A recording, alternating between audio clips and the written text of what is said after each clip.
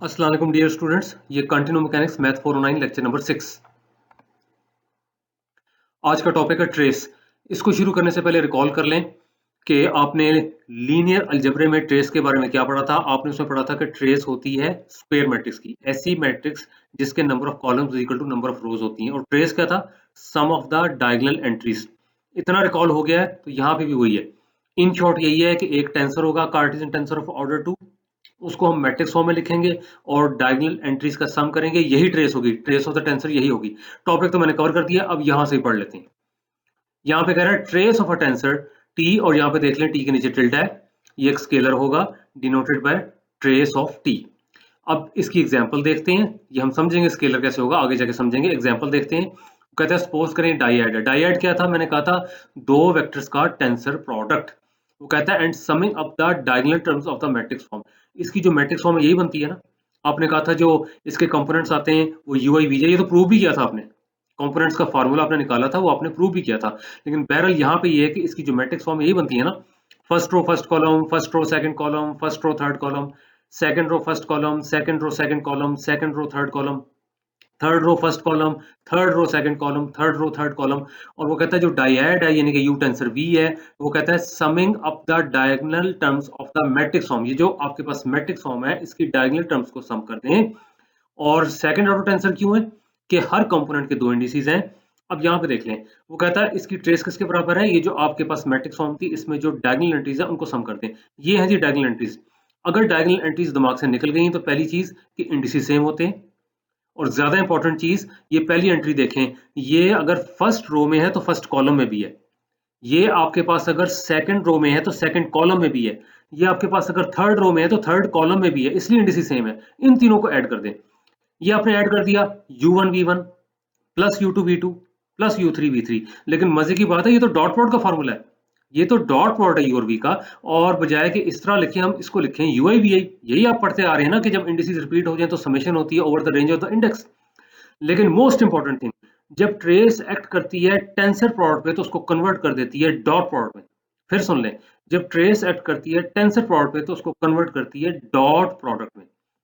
अब ये अब कहता है कि ये तो खैर स्पेशल केस था ना एक सेकंड ऑर्डर टेंसर का। अब हम एक जनरल ट्रेस देखते हैं किसी टेंसर की क्या होगी। होनी तो वही चाहिए, नई चीज नहीं होनी चाहिए, यानी कि उसकी जो मैट्रिक्स फॉर्म होगी उसके डायगोनल एंट्रीज का सम। वो कहता है in general the trace of the tensor A, नीचे टिल्डा है, with respect to the orthonormal basis e i is given by. ये अगली स्लाइड पे देखते हैं। यहाँ पे देख लें ए। अगर आपको ये अजीब सा लग रहा है तो टी भी लिख सकते हैं। अगर टी लिखेंगे तो यहाँ पे टी आई जे आ जाएगा। यहाँ पे इसने ए आई जे लिखा हुआ है, आगे तो वही है ई आई टेंसर ई जे। अभी थोड़ी देर पहले आपने पढ़ा है कि ट्रेस एक्ट करती है टेंसर प्रोडक्ट पे, तो ए आई जे जो है ये इन साहब को तो बाहर बिठा लें, चाय शाय पिलाएं इनको, और ट्रेस ले लें आप ई आई टेंसर ई जे का। और जब इसकी ट्रेस लेंगे तो ये जो आपके पास टेंसर प्रोडक्ट है ये डॉट प्रोडक्ट में कन्वर्ट होगा। और e i dot e j from lecture number 1 ये क्रॉनिकल डेल्टा है, यानी i is equal to j पे ये 1 है, अदरवाइज 0 है। अब देख लें, ये क्रॉनिकल डेल्टा आपने यहाँ पे अप्लाई करना है। और वो जो आपका लेक्चर नंबर 1 का फॉर्मूला है delta I J B J is equal to B I, उसको पक्का दिमाग में रखें, समझ के दिमाग में रखें। वही यहाँ पे अप्लाई करना है कि जे की वैल्यू क्या होगी कि जब ये नॉन जीरो होगा, जे की वैल्यू आई होगी। तो यहाँ पे किया हुआ है आई आई। इसमें मजीद रट्टा नहीं लगाना कि आई को क्यों नहीं किया, आई को कर लें, आई को जे कर लें, हो जाएगा ए जे जे, वही बात है। लेकिन एक ही इंडेक्स पे अप्लाई करें। अब ये क्योंकि इंडिसेस सेम है तो ये समेशन हो रही है, that is a11 plus a22 plus a33। अब ये वही चीज आपके पास आई है कि ये आपके पास डायगोनल एंट्रीज का सम है, लिखा हुआ है which is sum of the diagonal entries of the matrix. ये जो आपके पास टेंसर की मैट्रिक्स फॉर्म थी इसके डायगोनल एंट्रीज का सम ही निकला है। और मैट्रिक्स वैसे लिखी हुई है, वैसे से मुराद first row first column, first row second column, first row third column, second row first column, second row second column, second row third column, third row first column, third row second column, third row third column. और ये आपके पास जो है diagonal entries है, इन्हीं का ही सम निकला है। तो ये ट्रेस उम्मीद है कि समझ आ गई होगी। आगे एक और इंपॉर्टेंट टॉपिक है कंट्रैक्शन ऑफ टेंसर्स। तो कंट्रैक्शन ऑफ टेंसर्स में देखें, वो कहता है कि अगर टी आपके पास जो है Cartesian tensor of order N है, इसमें सिर्फ इतना दिमाग में ले आए कि जो अगर Cartesian tensor of order N है तो उसके जो कंपोनेंट्स हैं हर कंपोनेंट के क्या होंगे, एन नंबर ऑफ इंडिसेस। ये देखें, ये पहला इंडेक्स है, ये दूसरा है और ये लास्ट है, L1 L2 so on until Ln। तो यहाँ पे आपके पास है with respect to the basis. अब वो कहता है इन बेसिस के लिहाज से। अब अगर ये चीज कंफ्यूज करती है तो देखें, इसका मतलब यही है कि इस टेंसर को लिखेंगे तो पहले ये कंपोनेंट लिखेंगे और उसके बाद क्या लिखेंगे, मैं जुबानी बोलने लिखा हूं। E1 tensor, E2 tensor, E3 and so on, and में आ जाएगा टेंसर En। तो ये चीज आपके पास आ जाएगा। अब यहां से उसने कहा है कि सेट करें L1 is equal to L2। ये देखें इसने दो इंडिसेस को सेम लिया है। पहले क्लियर कर दूं, जरूरी नहीं कि पहले दो को लेना है, कोई से भी दो आप सेम ले सकते हैं, कोई से भी दो सेम ले सकते हैं। यहाँ पे आसानी के लिए पहले दो को सेम लिया है। फिर कहता है एंड सम ओवर L1। क्यों? जारी बात है, जब सेम हो जाएंगे तो उनपे समेशन होगी, जब सेम हो जाएंगे तो उनपे समेशन होगी। ये देख लें, जब सेम हो गए समेशन थी ना यहाँ पे। तो यहाँ पे देख लें, हमने ये पढ़ा था ना कि जब सेम होते हैं तो समेशन होती है अनलेस अदरवाइज इंडिकेटेड। यहाँ पे तो नहीं इंडिकेट किया हुआ। मेन चीज है कि आपके पास Cartesian tensor of order n है, उसके जो कंपोनेंट्स हैं उसके अंदर हर कंपोनेंट्स के साथ n नंबर ऑफ इंडिसेस हैं। कोई से भी दो इंडिसेस को सेम कर लें, पहले दो को उसने सेम कर दिया है और आगे लिखा हुआ है सम ओवर L1। फिर कहता है these indices are then set to be contracted. ये आगे पढ़ते हैं, आगे ही लिखा जुमला लिखा हुआ है are then set to be contracted. ये लें जी, कॉन्ट्रैक्टेड, यानी कि कोई चीज कम हो रही है। और क्या कम हो रहा है? उसने कहा effect of this operation is to produce a Cartesian tensor of order n minus two. ये कैसे भी? भाई देखें, वो CTN था, Cartesian tensor of order n।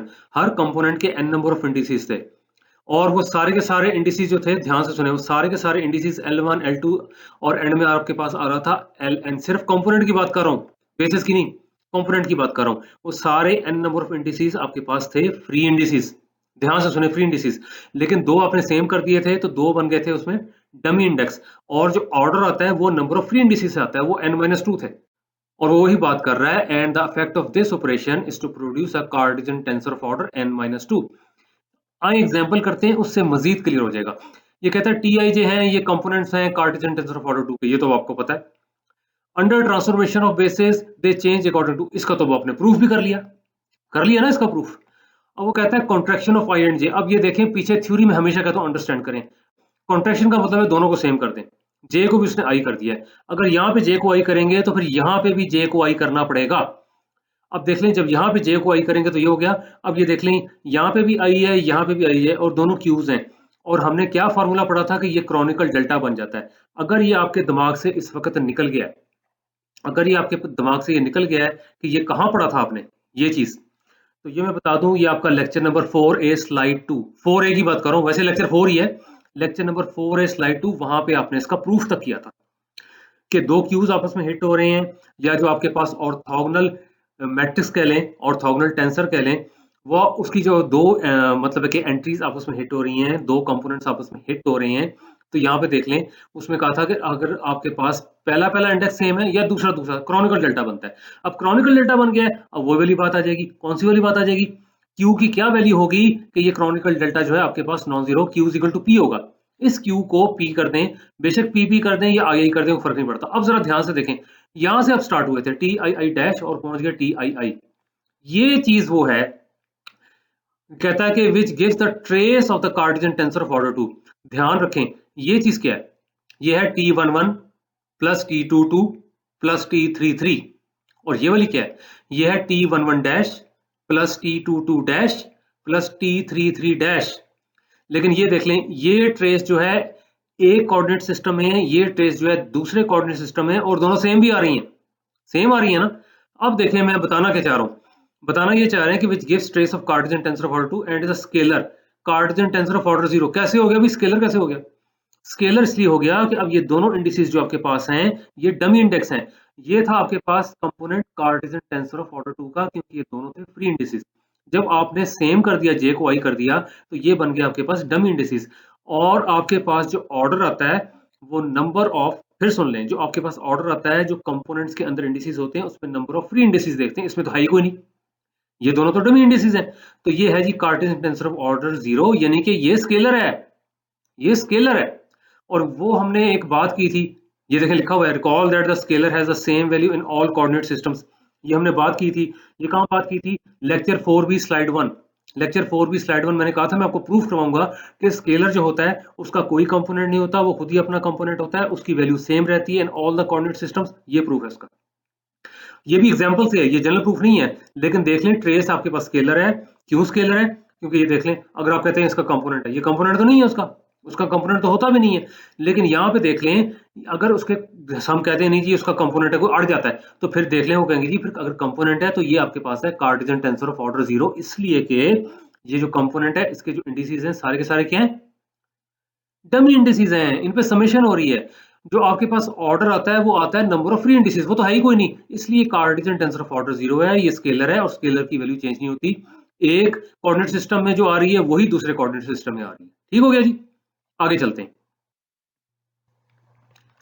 ये देखें, ये तो कोऑर्डिनेट सिस्टम, ये तो खैर पिछली स्लाइड से ही आपके पास जुमला आ रहा था। इनफैक्ट वो कह रहा है कि इसको कहते हैं TIA T11 plus T22 plus T33। ये एग्जांपल है scalar invariant of the tensor. Scalar invariant बहुत से होते हैं, यानी कि पहली बात है स्केलर है, फिर इनवेरिएंट है, होना भी चाहिए, हमने तो बात ये की थी कि उसकी वैल्यू सेम रहती है। तो ट्रेस को भी कहते हैं scalar invariant of a tensor. आगे और भी आएंगे, आगे पढ़ेंगे।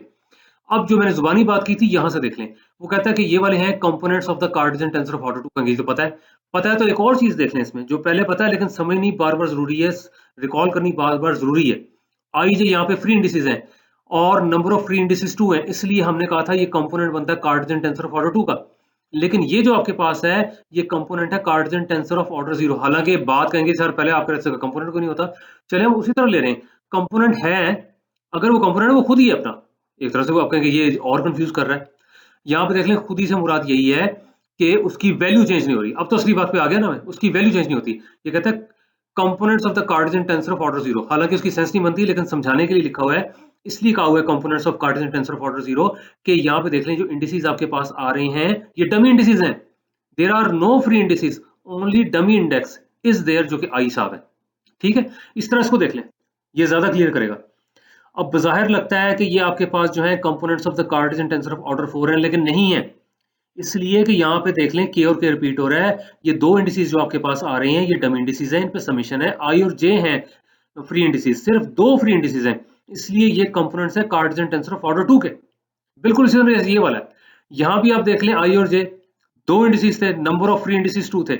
इसके अंदर भी देख लें आई जे आर 2 फ्री इंडिसेस, के आपके पास डमी इंडेक्स है। मतलब जब भी आपने देखना है कि एक टेंसर साहब बैठे हुए हैं, उनका ऑर्डर क्या है, तो उसके कंपोनेंट में देख लें, उसके कंपोनेंट में फ्री इंडिसेस कितने हैं। ले बात ही मैंने मुका दी, झगड़ा ही मुकाया।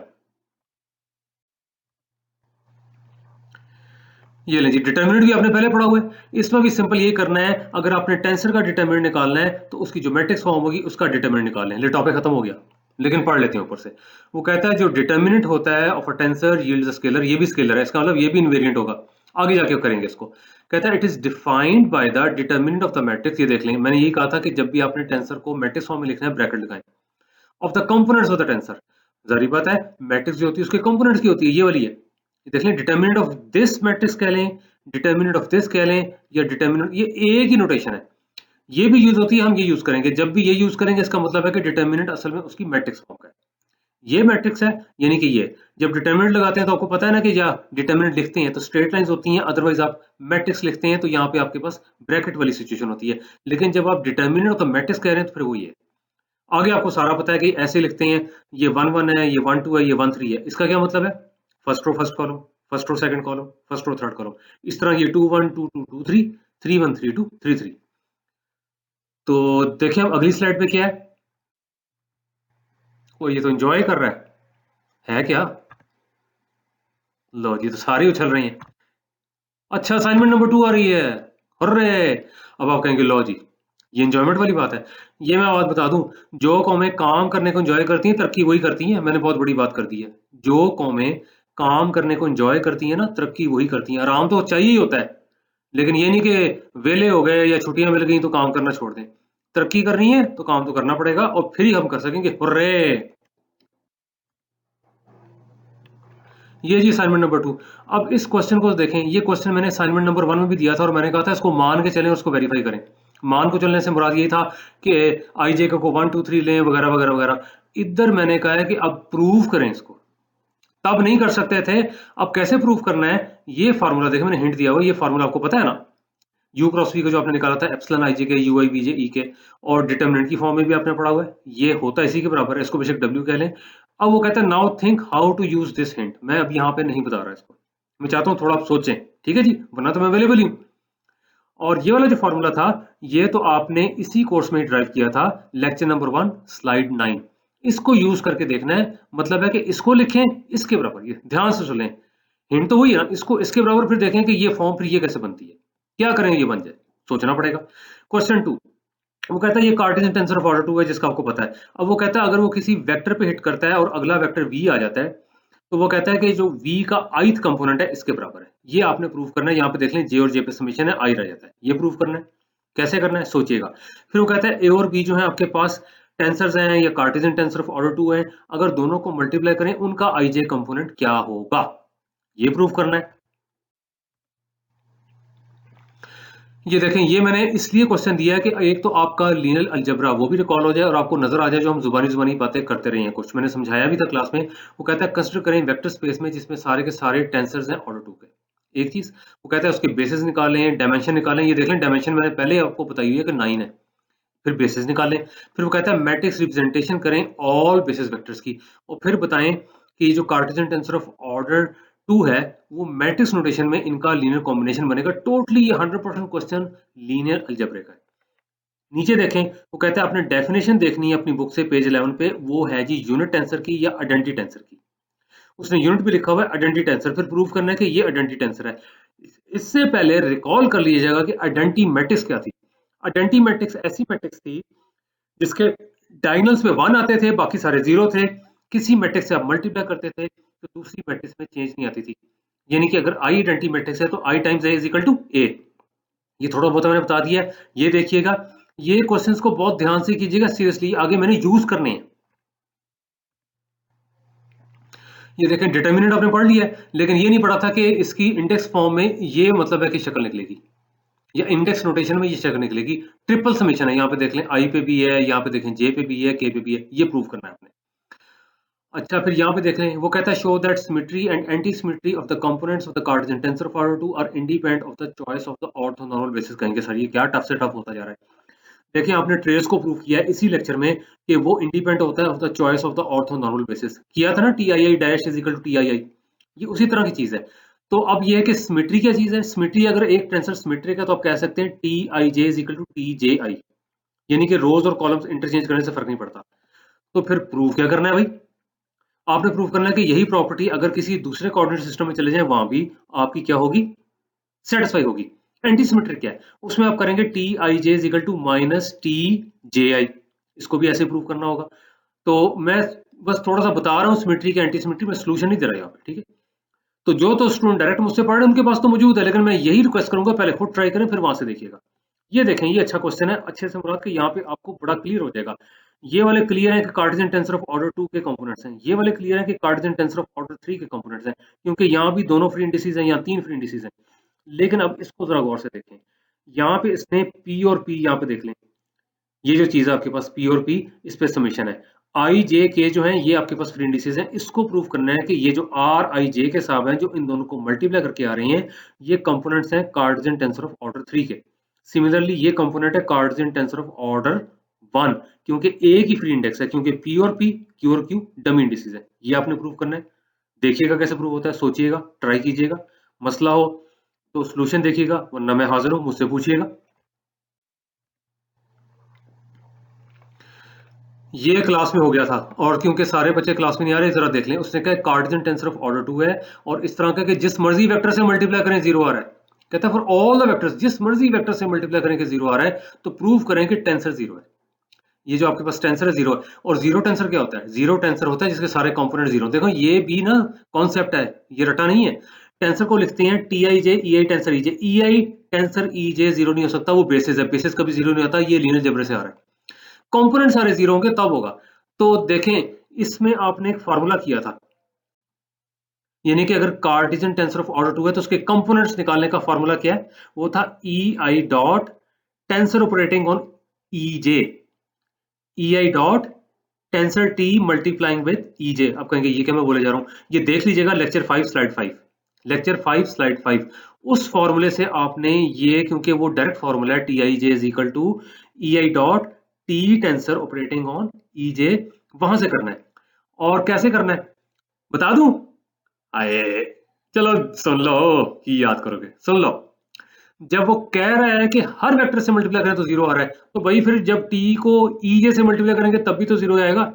और कंपोनेंट्स क्या है, कंपोनेंट्स का फॉर्मूला था e i dot T tensor operating on e j, तो T operating on e j वो भी जीरो होगा, तो आ जाएगा e i dot zero vector यानी कि जीरो। लो हो गया। दोबारा सुन लीजिएगा, ये कोई मुश्किल नहीं है, दोबारा सुन लीजिएगा। अब वो कहता है क्वेश्चन नंबर 10, अंडर कॉन्ट्रैक्शन, ये आपको पता होना चाहिए, कॉन्ट्रैक्शन में कोई से भी दो इंडिसेस सेम कर देते हैं कंपोनेंट्स में। The tensor product u tensor v becomes what, ला जी, इसका तो व्हाट अभी काट देना, ये तो आपने किया था। कहाँ किया था? लेक्चर 6। कौन सा? ये वाला। कहाँ? लेक्चर 6। वो तो हो गया। कौन सा वाला? ये वाला। अब आप कहेंगे सर मजाक करें। अच्छा, अभी स्लाइड नंबर 1 जिसमें आपने प्रूव किया था कि ट्रेस जब इसके ऊपर एक्ट करती है तो वो डॉट प्रोडक्ट में इसको कन्वर्ट कर देती है। लो मैंने जवाब भी बता दिया। वो कहता है under contraction tensor product becomes what, वो बन जाएगा डॉट प्रोडक्ट। अब ये देखें, ये कहता है टी आई जे के एल, ये कंपोनेंट्स हैं कार्टेशियन टेंसर ऑफ ऑर्डर 4 के। वो कहता है कि कॉन्ट्रैक्शन होती है के और एल की, तो उससे बन जाएंगे ये कार्टेशियन टेंसर ऑफ ऑर्डर 2। इसको आपने प्रूव करना है। ओए ये तो मुक गया। तो ठीक है जी, कोई क्वेश्चन कोई पूछेगा। अब एक चीज का ध्यान रखें, आपकी क्योंकि ग्रेड असाइनमेंट चल रही है, फिर सुन लें, ग्रेडेड असाइनमेंट चल रही है, ऐसा ना हो कि सारी तवज्जो उस पर चली जाए और ये लेक्चर्स रह जाएं, और खासतौर पे ये जो आपका ये प्रॉब्लम सेट 2 है या असाइनमेंट नंबर 2 जो ग्रेडेड नहीं है, ये रह जाए। प्लीज सब साथ साथ करें, मैनेज करें टाइम को, साथ साथ करें। और मैंने वही कहा कि वही कौमें तरक्की करती हैं जो काम करती हैं।